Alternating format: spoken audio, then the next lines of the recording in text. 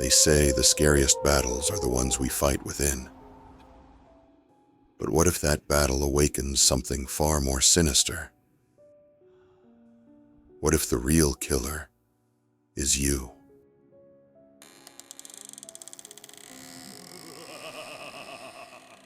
In the bustling city of Grayport, terror arrived on silent footsteps. By day, the city buzzed with life, but when darkness fell, so did a series of horrific murders. Each crime was more brutal than the last, and the residents whispered about a ruthless predator lurking among them, one they called the two-faced killer. The killer's identity remained unknown, but the truth was stranger than fiction. Daniel Harris, a seemingly ordinary man with a good reputation, was the one behind the gruesome crimes. Suffering from dissociative identity disorder, DID, Daniel led a double life, one he wasn't even aware of. By day, he was an affable accountant. By night, he transformed into Damien, a merciless killer driven by dark impulses. The first murder was gruesome and seemingly random. A 45-year-old banker named Thomas Randall was found in his living room, his wrists tied to the armchair. He had been strangled, his face frozen in a silent scream. A message was smeared in his own blood on the wall. "I am two, not one." Investigators were left baffled by the lack of forced entry,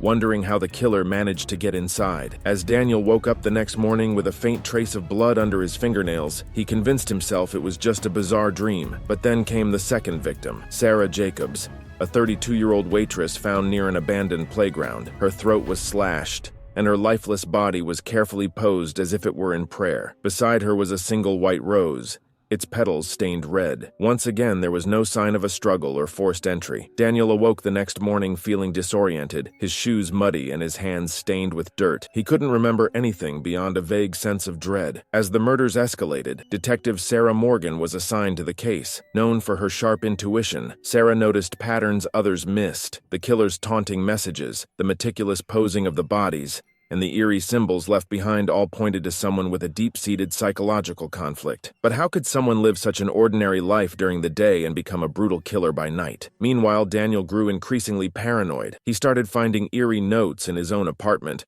written in his handwriting but signed by Damien. One note read, "You can't hide from me," while another said, "I'll always be in control." Daniel tried to stay awake to prevent Damien from emerging, but exhaustion overtook him. When he awoke, he found a fresh bruise on his arm, with a note beside his bed. "Nice try, Daniel." The turning point came when Daniel, desperate to understand his own dark side, set up cameras in his apartment. The footage revealed chilling details. His alternate self, Damien, taking control, staring directly into the camera and whispering, "I am you." The recorded Damien was not just cold, but eerily calm, as if relishing the terror he caused. Detective Sarah soon discovered that Daniel had been present at every crime scene in the days leading up to each murder. She initially dismissed the coincidence, but after receiving a letter that read, "Find me before he kills again," she started to consider the unthinkable. Could Daniel be the killer? Mary, a 54-year-old florist, was found dead in her shop. Her eyes were open wide and her hands were arranged as if clutching her chest in fear. Scrawled on her shop window was a single word: duplicity. As Sarah examined the scene, she couldn't shake the feeling that the killer's motive was deeply personal, as if each murder was a symbolic message. James, a high-profile lawyer, was found slumped over his office desk. His face was covered with a black mask, symbolizing the killer's hidden identity. A note on the desk read, "The mask slips at night." This message, combined with the others, made Sarah question whether the killer was mocking the very concept of identity itself. As the evidence mounted, Daniel decided to turn himself in to Sarah, desperate for help. He handed her the footage of Damien's confession.